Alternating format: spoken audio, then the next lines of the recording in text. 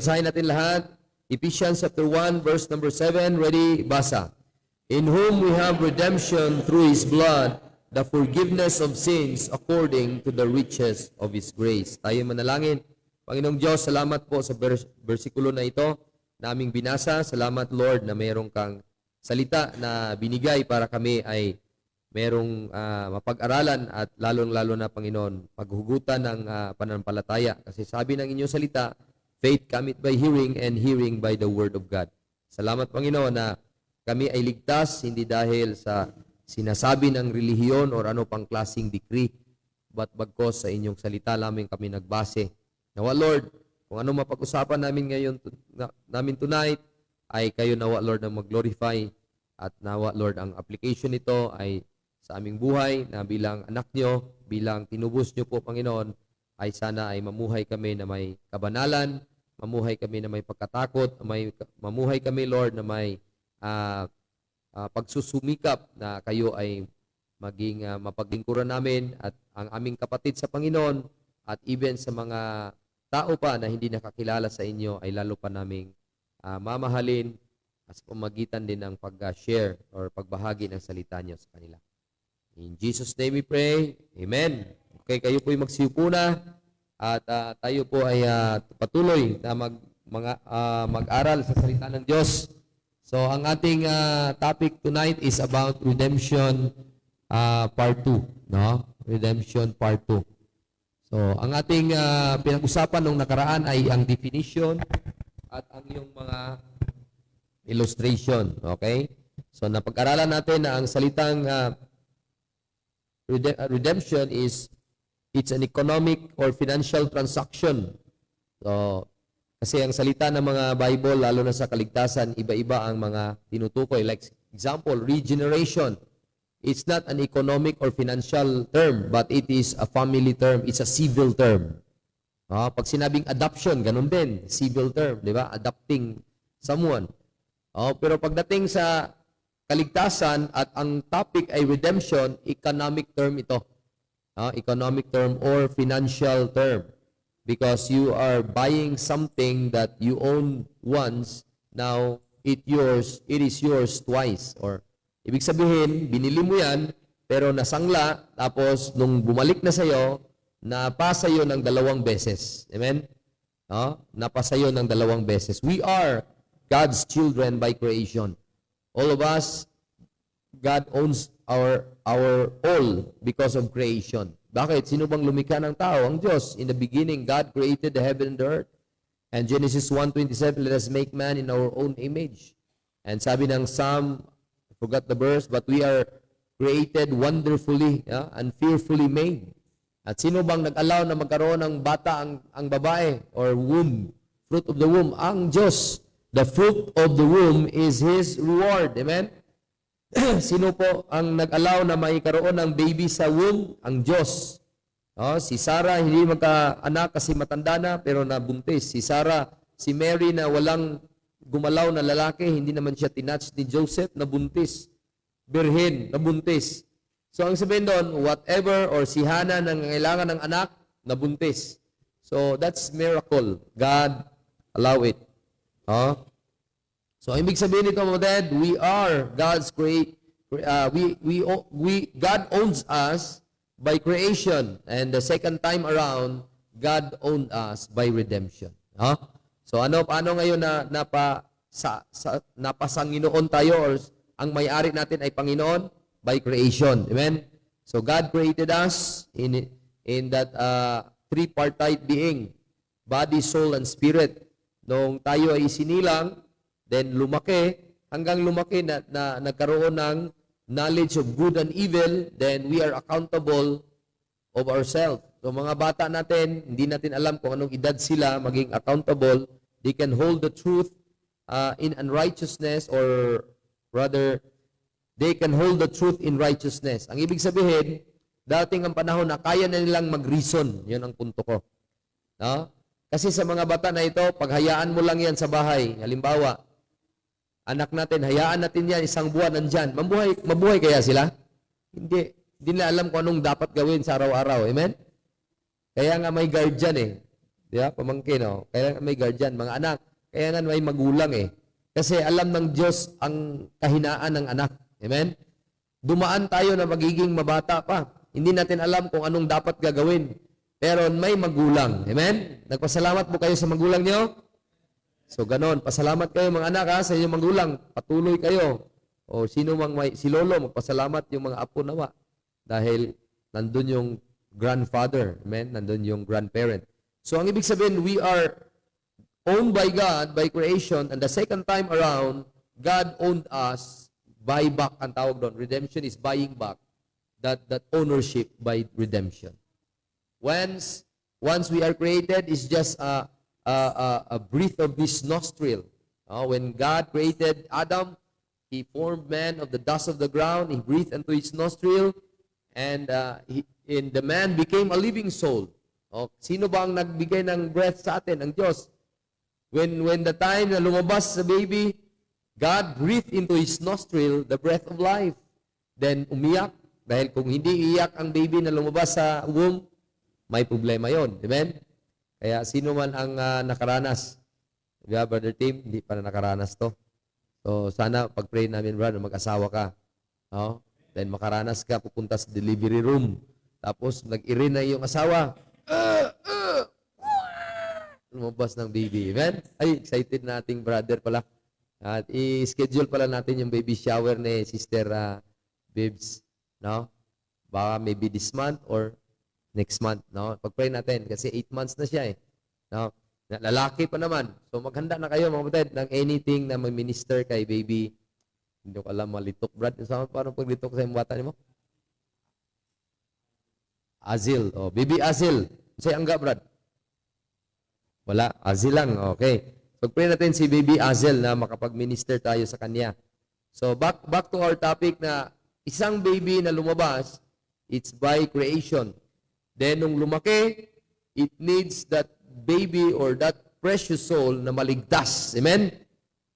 Kahit kung hindi siya maligtas, patungo siya sa impyerno.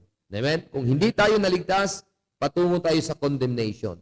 So very important po ang topic na redemption because that is the act of God on the behalf sa ating mga kaluluwa. Amen? Na makasalanan. And that is a grand theme of the gospel, redemption. No? The grand theme of the gospel. So this is a term na kung saan marami pong sinalita natin ng mga illustration or sinabi natin, and we talk about an ass noon sa Exodus 13 verse 12 to 16 kung may notes kayo. And asses were unclean since God did not like them, yet all the firstborn males were His. So, ang nangyari, kailangan niyang ma-redeem kasi kung hindi, that ass will break its neck. No? So, dalawang choice. Either i-break ang neck ng ass kasi dapat ng firstborn ng male ng ass ay sa Panginoon. Pero kung hindi mo i-redeem sa lamb, kung ma-redeem siya ng lamb, hindi siya mamamatay. Di ba? Naalala niyo po? Pero kung wala kang mai-redeem na lamb or tupa, mamamatay si ass. So, ganun din tayo. We are just like an ass, an unclean animal, because of our sin, galing kay Adan, makasalanan tayo lahat, ay yung ass na yon ay katulad sa atin, madumi na isang hayop, at para hindi mamamatay, palitan ng isang tupa na mamamatay. Yun yung Redeemer, the Lamb. Praise God, Jesus is the Lamb, we are the ass. And we also went to an illustration of Naomi Ruth story. Diba? And si Boaz ang Redeemer at dahil sa poverty ay talagang mapahamak na, mamamatay kasi walang kakainin sa sobrang maraming kakulangan or maraming mga pangangailangan. But there was a man who is rich. His name is Boaz. And ano ang illustration? Tayo ay si Ruth. Walang-wala tayo. Pwede anytime, we will die in a starvation. Ano yung starvation? Maraming part sa mundo, gira. Part sa mundo, hindi gira sa mga bala, gira sa tiyan, walang kinakain. Africa, place like no food, limited ang mga pangangailangan sa pagkain, namamatay sa walang kain. So ganun ang moted. Sa panahon ni Ruth, ganun ang nangyari sa kanya. Si Naomi, walang-wala sila. Kasi wala ng provider eh. Patay ng husband ni Naomi, si Elimelech. Patay na rin ang mga husband ni Ruth. Patay ng husband din niya. Sino naiwan? Wala. So, kailangang may tumubos mula doon sa pangangailangan. Sinong tumubos? Si Boaz. So, tayo si Ruth, walang-wala, hindi natin kayang papuntahin ang sarili natin sa langit dahil we are a poor man. We have a poor knowledge about who God is. We don't know who God. Kasi ang Diyos natin, sino ang Diyos natin? Si Santo Nila. Sino pang iba? Yung mga pinoproposisyon lang. Nandyan sa karwahe. At ano pang klase? May Diyos nga, Buddha. May Diyos na sino ba ang Diyos ng mga Muslim? Si Allah. O, di ba? Hindi nila kilala si Jesus Christ. Wala silang idea sa tutuhon na Diyos. Ganun din tayo dati. Amen? We are poor spiritually. We don't have the capacity to explain of who the God really is. Amen? But there was a man who opened the Bible. Amen? Sino man sa inyo ang ginamit ng Panginoon na mag-open ng Bible at sabihin sa inyo, ito yung tagapagligtas, ito yung tagapagtubos. Amen? Sino siya? Siya yung mayaman nga si Kristo galing sa langit. Siya yung mayaman nagpakahirap sa cross. Siya yung mayaman sinapak at wala nga siyang magandang buhay. Wala nga siyang matulugan, walang aircon na ganito. Hindi nga niya alam kung saan niya ilapag ang kanyang ulo sa unan. Wala nga siyang unan. Hindi nga Uratex ang kanyang bed. Sino sa inyo ang Uratex ang bed? Di ba? Ayaw ko yan kasi Uratec. Di ba? May nagbinta. Pumpo niyo, mura lang. Ang brand ay Uratec. Hindi na naisip ni Jope nga ang spelling, Uratex dapat. Nakalagay yun, Uratec talaga mo. Sabi niya kay Evangelist Rogers dati doon sa Taguig ba yun? Sir, nakabili ako, mura lang. Anong brand? Uratec. Nadali siya sa pangalan. Kasi hindi siya idea, Uratex dapat. So, ganun. Ganun tayo. Wala tayo. Ignorante tayo. Amen? We are poor. But there is a man who is a rich man. Jesus Christ is his name. He went down to earth. Then the moment that he died at the cross, siya ay naging pobre. Though he was rich, yet he became poor. But through that poverty, ikaw na maniwala, you might be rich. And just like that, amen? Yun yung illustration ni Ruth. Ang husband niya na redeemer ay si Boaz. Let's add another example to that, mga kapatid. No? Let's go to Leviticus chapter 25. Let's talk about a land. No? Lupa naman ang pag-usapan natin ngayon, lupa. Leviticus 25, 23 to 28. No? Leviticus 25, 23 to 28. The land shall not be sold forever. Ito. For the land is mine. For ye are strangers and sojourners with me, and in all the land of your possession ye shall grant a redemption for the land. If thy brother be waxen poor, ganun din. At ang lupa, and at sold away some of his possession. So, hindi niya binenta lahat, some of his possession. Kaya yung ating mga lolo, talagang lolo ko, talagang marawak ang aking lupain doon ng lolo ko. Alam mo yung ginawa niya? Sa sobrang daming mga kaibigang lasinggero, wala na siyang pang-inom, wala na pambangka ba? Lupa na lang, pre. Gusto mo lupa ko, pre?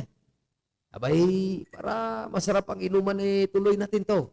Yung lupa ko na mga 500 square meter. Unti-unti. 500, tapos 500 na naman. Hanggang naubos. Kunting-kunti na lang iniwan sa amin. Buti na lang yung papa ko, meron pang naiwan sa kanya. Meron pa, medyo, ano ito? Ano itong lawak nito? Anong lawak nito, bro? Kalimutan ko 900 ito. Mga ganito lupa ng papa ko. Naiwan noon. Mga 900. So, imagine mo, 5,000 ata yun ng lupa hanggang 900 na lang. Sa sobrang, okay lang sana kung Binenta dahil sa walang pagkain yata or something like that. Or baka sa sobrang bisyo kasi. Lasinggero kasi. Pag mga ganun ang mangyari, pag lasinggero, ang daming perang maubos. Amen? Dami talaga. Kaya hindi man sinabi kung bakit naging pobre ito, hindi natin alam. Alam nyo, Dad, dalawang klaseng tao, mayaman at mahirap. So hindi tayo magalit sa mga mamayaman na naging mayaman. Amen? Kasi dalawang klaseng tao sa mundo ay mayaman at mahirap. Walang pantay-pantay kasi hindi yun sa Panginoon yung idea na dapat pantay-pantay. No. Since Adam fell into sin, sinabi niya, ama or asawa, ikaw magbuhay sa iyong asawang babae. Amen? Iba-iba ang sistema ng husband, iba-iba ang galaw nila. So, iba-iba din ang kanilang mga karakter. So, depende sa paghanap buhay niya. Amen? At depende din sa paano minanis niya ang oras at pera niya at mga karyarian niya. So, practically, pag ikaw ay meron kang income, tapos gagastos ka more than sa inyong income, ano mangyari sa'yo? Poor result. Di ba? Bakit? Sabi ng Biblia na he that knoweth to do good and doeth it not, to him it is sin. Oh, so alam mo na kung anong tama, hindi mo din gagawin ang tama kung ano ang dapat tama, para sa iyo kasalanan. Ano resulta sa kasalanan? The wages of sin is death. O ano bang death? That is the context na talagang spiritual death yung talagang maimpyerno ka. Pero practically, kung ikaw may kasalanan, anong mangyari sa iyo? May mali kang ginawa sa financial status mo, you will die financially. Kaya ba? Because you commit a mistake, you commit an error, you commit a general truth about handling money. So, hindi ko alam, hindi ko kilala yung tao na ito bakit nagkaroon ng problem sa money. Kaya ang ginawa niya, binenta niya ang kanyang ari-arian. So, yun po, mababad, sana wag gawin nito. Don't sold away your possession. Because, first of all, sa Israelites, hindi dapat, pero wala na siyang pera eh. Wala na siyang makain. So, if any of his kin come to redeem it, then shall he redeem that which is his brother's sold. So, dapat ang mag-redeem sa lupa na yon, hindi hintil. Hindi ang hintil or mga ibang tao, ibang bayan. Sino po? His brother. Amen? His brother. Kaya wala po, kaya doon sa amin sa Lipa, bahay namin doon, ay kung ibebenta ko yon, hindi pwede bibili si doon sa mayor sa Lipa or sino pang labas na outsider. Sino po ang bibili? Our brother inside the Adulam Baptist Encampment. Amen? So, yon po. Hindi po yun mabenta. So, kaya ngayon, ang nakatira si Sister Jane. Kilala ni Sister Jane? Sino kilala si Sister Jane? Wala pa. Yang people siya, yang lady siya, na galing siya sa Andres Bukid, no? Barangay Andres Bukid, Manila. She wants to grow spiritually. She need a church. She need a gathering like this. She listened online doon sa People for His Name for about 3 years or almost 3 years, pero hindi siya mag-grow. Amen. Hindi siya mag-grow. Kaya she dedicated her life. Sabi niya, alis ako sa work ko at kinuha siya doon sa mga business. May mga business naman doon sa Lipa at siya ang mag-assist. Kaya nandun siya sa bahay namin. Kasi kung hindi siya pupunta, si anay na lang pabantayin ko doon. Yung anay na lang or sino pang mga daga. No? So, pupuntahan ko naman. Punta naman kami doon. July na naman. Layo pa. No? July na naman. So, ang ibig sabihin mo, Ted, kung meron tayong lupa, hindi dapat natin basta-basta lang ibenta. No? And if man have none to redeem it, kung walang makaredeem, wala siyang power to redeem, and himself be able to redeem it. Verse 27. Nandiyan kayo? Verse 27, let him count the years of the sale thereof and restore the overplus unto the man to whom he sold, that he may return unto his possession. But if he be not able to restore it to him, then that which is sold shall remain in the hand of him that hath bought it until the year of Jubilee. And in the Jubilee it shall go out, and he shall return unto his possession. So mga kapatid, it's just like that na tayo po ay bilang bilang precious, kasi ang land dati is a precious thing, even now, ay mahalaga po ang lupa. Pero dahil sa kahirapan, kailangan siyang magbitaw ng possession, ibitawan lang niya for a moment. At kung meron siyang kakayanan na ibalik uli, merong overplus na bayaran siya doon, amen? At makita natin kung wala talaga, merong year of jubilee. May release pa ito sa year of jubilee. Amen? Alam niyo po yung year of jubilee na yan is just like a picture of a freedom na ikaw na ilagay sa sanglaan, paano ka makawala sa year of jubilee. So it's a picture ng freedom. So sa mundong ito, nakatanggap tayo ng katubusan, redemption. So ang redemption, tatlo. Tatlong redemption. Una, redemption ng kaluluwa. Okay. Yung kaluluwa natin na tubos mula sa kapahamakan ng impyerno. Pangalawa is yung espiritu, everyday. Meron tayong struggle everyday. At sa ating katawan. Testimonial ito, yung spirit, testimony natin.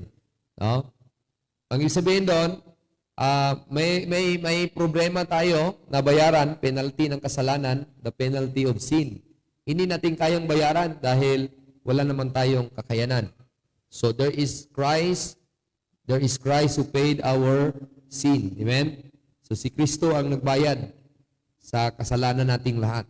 So because He died, He was buried and rose again, kaya available yung redemption na yon kasi binayaran niya yung penalty. No?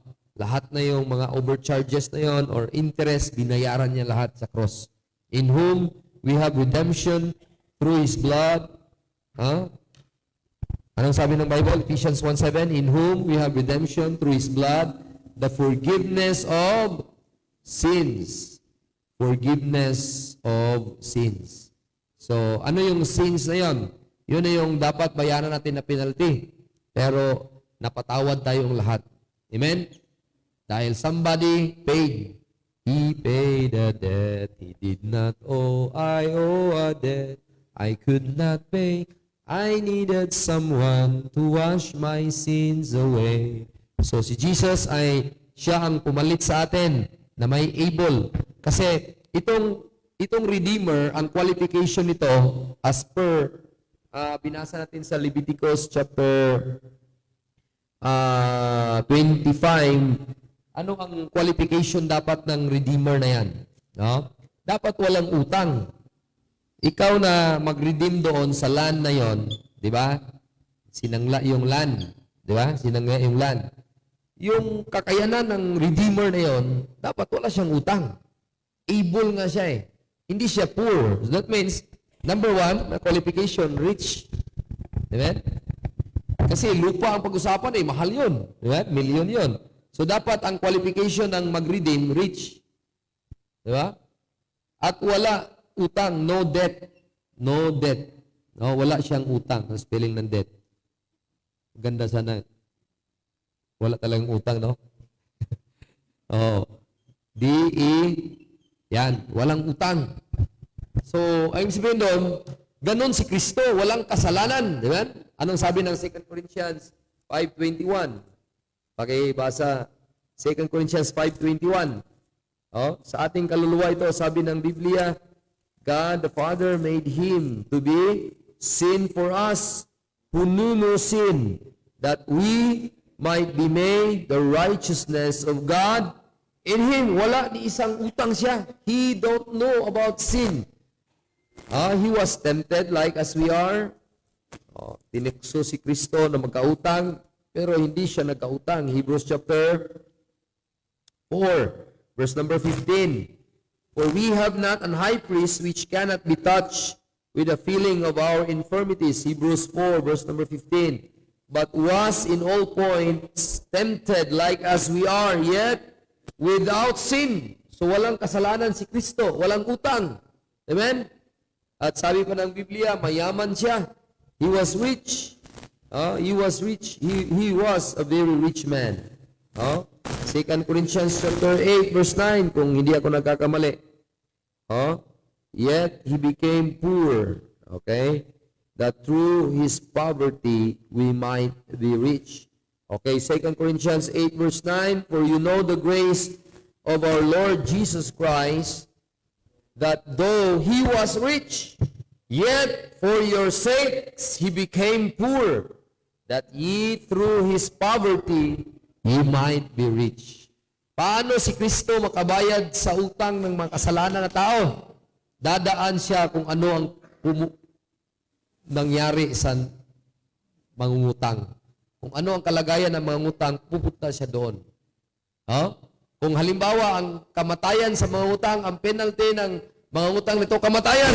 So sabi niya, kung kamatayan man, mamatay din ako para mabayaran ko yan. Amen? Kung ako man ay pupunta sa impyerno para mabayaran ang utang ng mga tao na makasalanan, pupunta din ako para bayaran yon. Sabi ng Biblia sa Ephesians chapter 5, verse number 2, because of Christ's love to us, hindi lang ang Father in heaven loved us, the Son of God loved us. Amen? Ephesians 5 verse 2, and walk in love as Christ also hath loved us, and hath given himself for us an offering, and a sacrifice to God for a sweet-smelling savor. So dahil sinimot ng Diyos, ang siya mismo ang nagdemand na mabayaran ang utang, at sabi ng Diyos, wala pa akong ni isa na pwedeng magbayad na once and for all. Kung wala pa, ulit-ulit nyo lang paduguin yung mga tupa. Kaya ulit-ulit na mamatay yung mga animals, mga kambing, tupa, lahat ng mga blood animals. Pero, sabi ng Diyos, there will time in history na isang pag-alay na lang. Ang tawag doon, once, then, for all. Hebrews chapter 9, verse number 26. Tingnan niyo po ang verse na yan. Yung dugo ng Panginoong Hesus ay nadanak sa krus ng Kalbaryo para tayo po ay bayaran ang ating kasalanan. Verse number 26, for then must he often have suffered since the foundation of the world. But now, once in the end of the world hath he appeared. Paano? Kailan siya nag-appear? 2,000 years ago. Para saan? To put away sin by the sacrifice. So because of the death of Christ, that is the payment of the penalty of sin.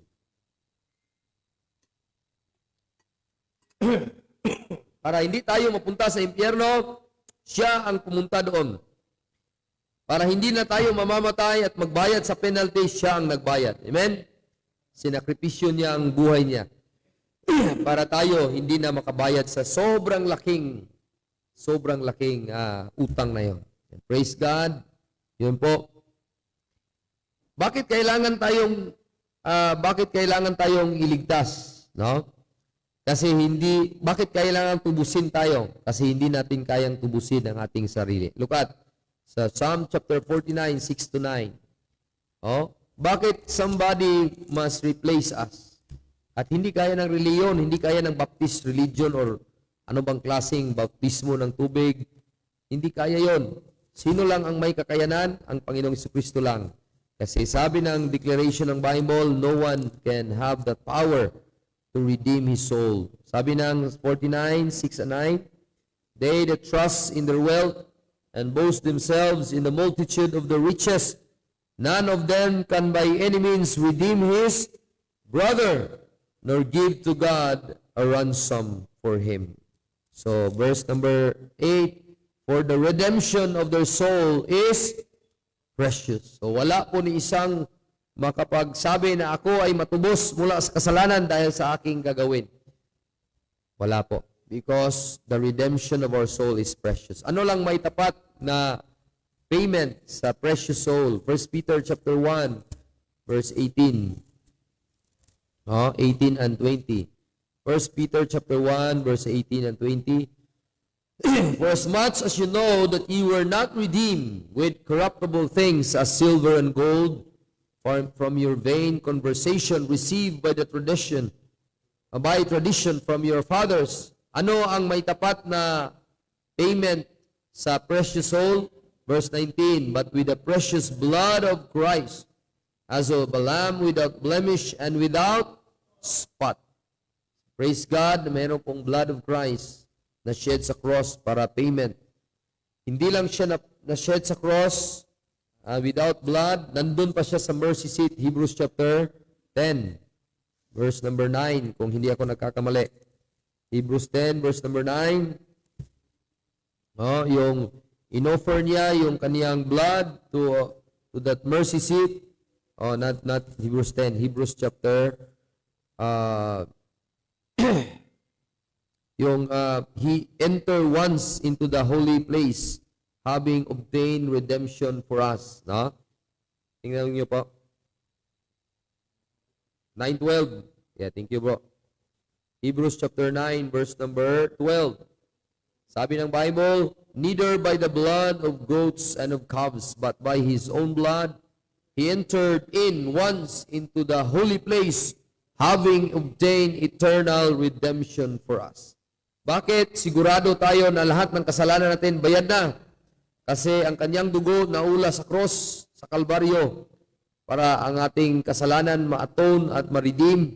At hindi lang yon, inilagay pa niya yung dugo na yon doon sa lugar kung saan dapat i-display or ihayag doon sa langit. Ang term ng holy place is heaven. Pumunta siya sa langit. Alam niyo po ba nung siya ay namatay, bago siya nabuhay, bago siya nagpakita sa mga tao, ay pumunta muna siya sa langit para i-offer yung tawag dong dugo na yan. At doon mismo, nag-ascend siya sa langit. Nag-ascend siya sa langit at sinabi sa kanyang testimony nung siya ay galawin muna or tawag doon, hawakan, John 20 verse 17. Hindi siya nagpahawak. Kasi meron pa siyang dugo na dapat ialay sa krus, sa mercy seat doon sa holy place. Verse number 17 of John chapter 20, Jesus said unto her, kasi doon sa istorya na yan, mga kapatid, pumunta ang mga babae, ang isa sa mga babae si Mary, verse number 14, verse number 15, Jesus said unto her, Woman, why weepest thou? Whom seekest thou? So yung babae, hindi niya alam na si Kristo na yun na kumausap sa kanya.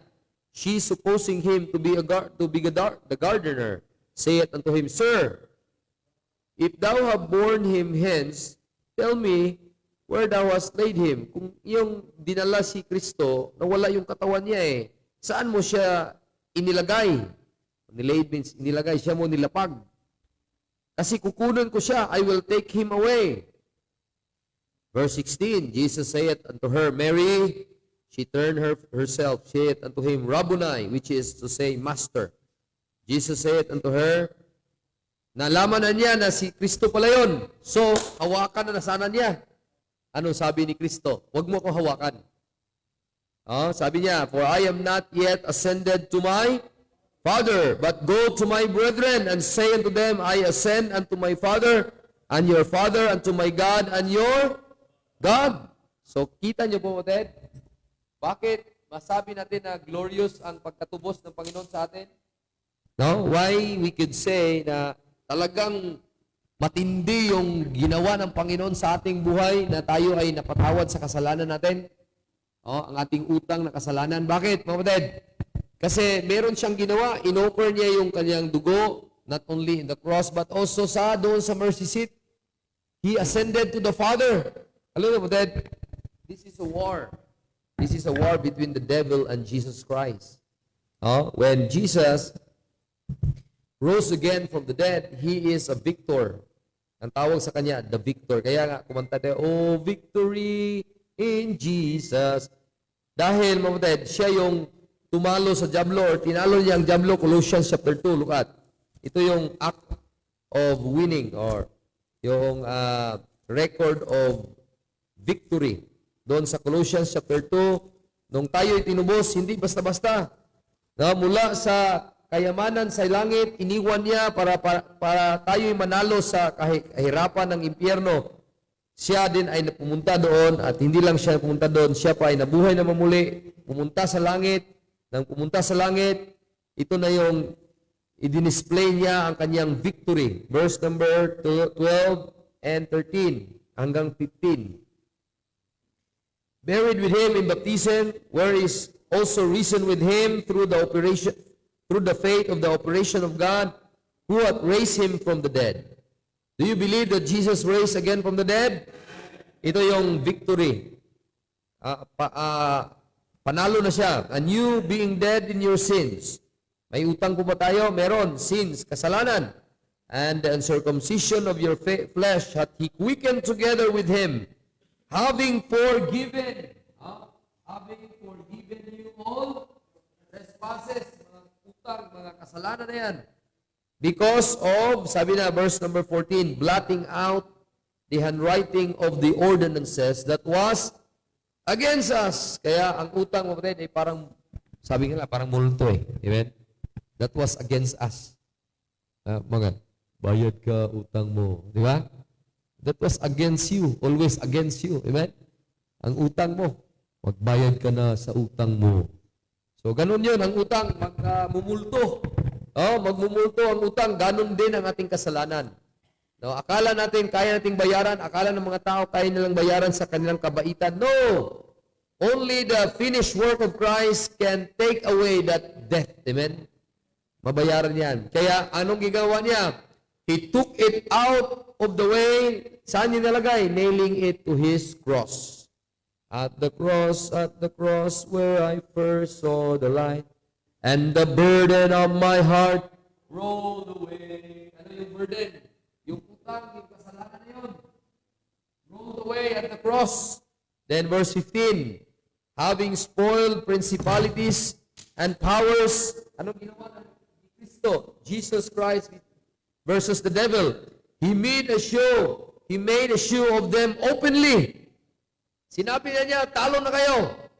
Wala na kayong kapangyarihan. Kung sino man ang maniwala kay Kristo, wala na yung kapangyarihan na mag-condemn sa impyerno. You don't have the power. Devil, you don't have the power na impyerno siya. Because I am a victor. I won against you. He showed them openly.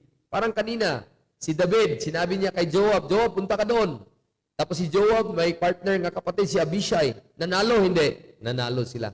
And it's a show of them openly. Sabi nila, ano? Gusto niyo pang away? Hindi na. Anong ginawa sa verse? He made a peace. Sabi niya, peace na lang. Huwag na. Hindi na kami makipag-away sa inyo. Di ba? Nabasa niyo kanina? No, hindi na. Wala na. Talo na kami. David is a victor. Siya ang panalo. Amen? Ganun din tayo. Paano tayo na-bless ng redemption? Somebody won. Siya ay si Kristo. Nanalo siya mula sa kamatayan, mula sa impyerno, mula sa kasalanan. At meron pang sinabi ang verse sa Psalm 24. Ito na yung drama. The drama of a king.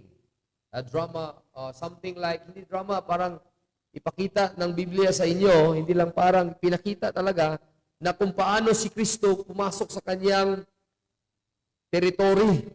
Galing siya nakipagbaka sa diablo, sa kasalanan, sa impyerno. Basahin natin lahat, verse 7. Verse 7 hanggang verse number 10. Okay, puntayin niyo ako. Ready? Basa. Lift up your heads, O you gates, and be lifted up, ye everlasting doors. The King of glory shall come in. So, nakipagbaka na siya nito. 3 days he rose again. Ito na yung sinabi niya. Bakit sabi ko, Pastor, bakit mo nasabi na yan po ang sinabi ng Biblia? Wala ba kayong idea sa verse 22, chapter 22, verse 1? My God, why hast thou forsaken me? Saan na babasa mo yan? Sa cross. Tingnan mo, Psalm 22, verse 1. It's a prophecy na si Kristo sumigaw. Diyos ko, bakit mo ko pinabayaan? Kailan? Nung namatay siya sa cross. Basahin mo yung Psalm 23. Though I walk in the valley of the shadow of death, I will fear no evil, for thou art with me. Ano yon? Nandun siya sa impyerno yon. Amen? Namatay siya sa chapter 22. Nablibing siya sa chapter 23, sa Psalm 23. Though I walk through the valley of the shadow of death, I will fear no evil, for thou art with me. He rose again siya sa chapter 24. Nung he rose again siya, sinabi na niya doon sa langit, buksan niyo mga pinto, kasi ang hari ay papasok na. Anong dala ng hari? Bago siya pumasok, meron siyang sinabi, sino ba ang hari ng himaya? Tama ba ang Tagalog ko? Himaya? Glory? Bisaya pala yun. Sino ba ang Tagalog ng, ano bang Tagalog ng glory, bro? Oh? Ha? Kadakilaan? Kaluwalhatian. Sino ba ang hari ng kaluwalhatian? Oh, tanong niya. Sino pa ba? Di ako, the Lord is strong in mighty, the Lord mighty in battle. Saan siya nakipag-battle mo rin? Ano yung battle? May battle ngayon between the Iran and Israel. Maraming rockets pumupunta doon sa Israel. Ang Israel naman defense, meron silang drone or dome of the, ang tawag doon? Iron Dome. So ang battle mo din is in exchange of weapon. Kung merong mga weapon dito, meron din weapon, di ba? Then maraming casualty. Pero si Kristo casualty? Hindi. Sabi niya, sino ang panalo sa pakipagdigmaan? Ako ang panalo. Buksan niyo ang pinto. Ako ang nanalo. Amen? I am mighty in battle. I rose again. Verse number 9. Lift up your heads, O you gates, even lift them up, ye everlasting doors. And the King of glory shall come in. Who is the King of glory? The Lord of hosts, He is the King of glory. Sila. So mga kapatid, tayo man ay hindi pa na makuha natin, hindi ko alam kung nakuha niyo po, pero sana nakuha niyo ang punto natin. Bakit sinabi na tayong we are redeemed? Tayo ay tinubos na because somebody paid our debt. Amen? Somebody paid our debt by dying on the cross, buried, and rose again. And the battle against that ay siyang nanalo. No? The battle against the devil, siyang nanalo, and he showed them openly. At siya na ngayon ay nakaupo sa langit. At siya na ngayon ay tinawag na head of the body. Kaya, so wala na tayong time na magbuo pa ng marami, pero let me conclude. Dito tayo sa part 3 lang, sa next part 3. So bakit kailangan tayo ng redemption, which is Redeemer, which is Christ? Kasi tayo hindi makatubo sa ating mga utang, hindi kaya nating bayaran, kasi precious ang ating kaluluwa. Kaya ang tinapat ng precious soul na yan ay precious blood of Christ. Paano nangyari na nanalo? Kasi nadanak sa dugo, sa cross, nilagay doon sa langit. Paano nilagay sa langit? Sabi niya, dala ko yung pangbayad, Panginoon. Dala ko yung pambayad. Anong ginawa sa Isaiah 53? God demand a payment, and the God the Father saw that payment, and anong kanyang sinabi niya doon sa kanyang sulat? Isaiah 53, nung nakita na ang payment, then sabi ng Bible, He was satisfied. Verse 10, Isaiah 53 verse 10, itong Isaiah 53, death, burial, and resurrection din ito. Kunin niyo pong idea ng death. Verse 4, surely He hath borne our griefs and carried our sorrows. Yet we did esteem Him stricken, smitten of God. So sa cross, nasapak siya sa Panginoon. He was wounded. Di ba sa cross, He was wounded. Amen? Sa cross, He was bruised. Na may pasa siya. At napalo siya at chastisement of our peace was upon Him. At marami siyang latigo. His stripes. And because of that, we are healed. Then, paano malaman, Pastor, yung buried? Saan yung burial diyan? Look at verse number 8. He was taken from prison and from judgment. Who shall declare His generation? For he was cut off out of the land of the living. So, sabihin daw, namatay siya. Then, hindi na siya nandun sa place of living kasi nasa place of the dead na siya. Sabi, verse 9, ito yung buried. And He made His grave with the wicked and with the rich in his death, because he had done no violence, neither is there any deceit found in his mouth. Wala siyang kasalanan. Kaya, saan ang resurrection? Verse 10, yet it pleased the Lord to bruise him. He had put him to grief. And thou shalt make his soul an offering for sin. So, pag sinabing bruise and grief, physical death. Yun physical side, suffering. Pag sinabing, when thou shalt make his soul an offering for sin, that is a soulish death and the soul suffering side. Amen? Saan yung spirit? Yung sumigaw siya, Father, why hast thou forsaken me? Yun yung spiritual. Hiniwalay. Kasi spiritual death is a separation from God to man. Humiwalay ang Diyos sa kanya, tinalikuran siya ng Diyos Ama, at sumigaw siya, my God, why hast thou forsaken me? And that's a spiritual death. No? The separation between God the Son and God the Father, iniwan niya ang anak niya sa cross. Okay, physical, alam na natin, bugbog na siya, nasaksak siya. Pero ang kaluluwa na suffering, pumunta ng impyerno. After those three suffering, ay three areas ng buhay niya. Three areas na pinagbayaran niya. Anong nangyari? When God saw it, sabi ng verse number 11, when he shall see the travail of his soul, anong nangyari? He shall be satisfied. Kaya, bayad, paid. Paid, satisfied na. Ano sabi ng kanta, Oded? The payment, yung yung kanta na about sa payment of sin, yung kanta nyo kanina, power of the blood yun, di ba? Yung may isa pang payment yung sinabi ng kanta na kunin ko yung song of the para dito na tayo magtapos kasi wala kayong oras. Let's go to the hymn and let's conclude with a song of that. Let's conclude with a song. Saved by the blood of the crucified one. Ayan. Amen. Yun po ang ating theme tonight. Saved by the blood. 210. 210. Okay, 210, Mabaded. Sabi ng Bible, saved by the blood of the crucified one. Because of the blood, because of the complete work of Christ, tayo po ay nabayaran na ang kasalanan natin. Pardon. We are pardoned, we are redeemed.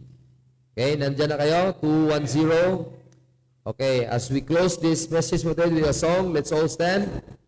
Tayo po magsitayo. Let's go to part 3 lang next Wednesday kasi hindi kaya natin maubos. So, dahil sa ginawa ni Kristo, bayad na po ang kasalanan natin sa ating paluluwa na side. No? The penalty has been paid already by the Redeemer. And we are in that situation na hindi natin kayang bayaran. And the one who is a payer, a redeemer, a rich person, walang kasalanan, no utang. Amen? Tayo na wala talaga kakayanan and tayo tinubos niya. Let's sing verse number 1. Saved by the blood. Ready, go. Saved by the blood of the crucified one. Now ransom from sin and a new work begun.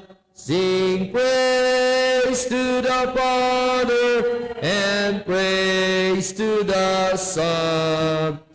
Saved by the blood of the crucified one.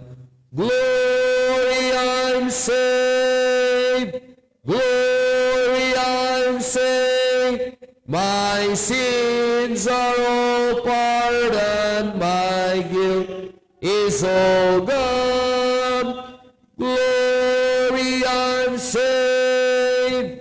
Glory, I'm saved. I'm saved by the blood of the crucified one. Second stanza now.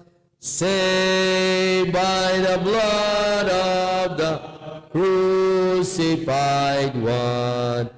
The angels rejoicing because it is done. A child of the Father, joined heir with the Son. saved by the blood of the crucified one. Glory, I'm saved. Glory, I'm saved. My sins are all pardoned. My guilt is all gone. Glory, I'm saved. Glory, I'm saved. I'm saved by the blood of the crucified one. Third now, saved by the blood of the crucified one. The Father, His faith and His will, it was done. Great price of my pardon, His own precious Son, saved by the blood of the crucified one. Glory, I'm saved. Glory, I'm saved. My sins are all pardoned. My guilt is all gone. Glory, I'm saved. Glory, I'm saved. I'm saved by the blood of the crucified. Okay, last dansa, sing it. Kayo na lang, go.